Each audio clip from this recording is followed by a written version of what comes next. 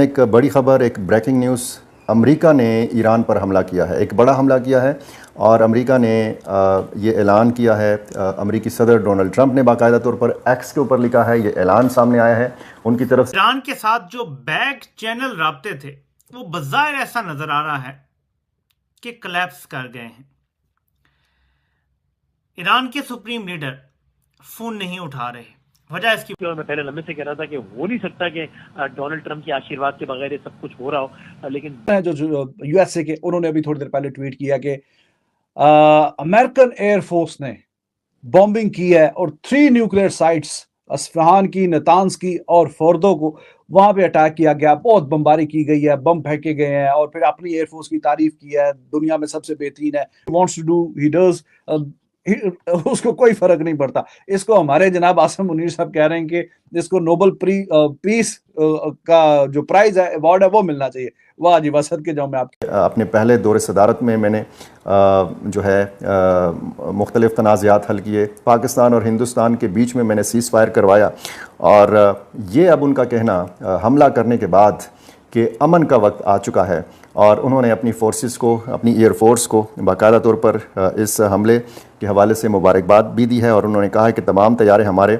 वापस आ चुके हैं और अहदाफ को कामयाबी से निशाना बनाने पर उन्होंने अपनी अफवाज को मुबारकबाद दी है और ये भी कहा है कि दुनिया में कोई फ़ौज ऐसा नहीं कर सकती थी।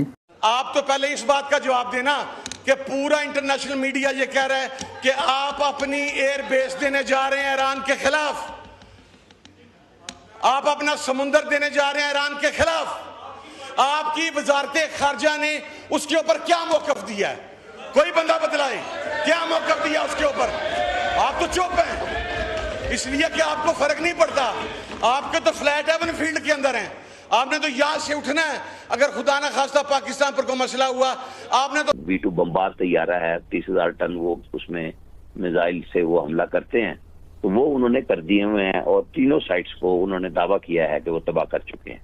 ज़ाहिर अमेरिकन सैटेलाइट्स ऊपर हैं, ईरानी फिजाइया तो पहले ही मौजूद नहीं थी, उसकी कोई वक़्त नहीं थी।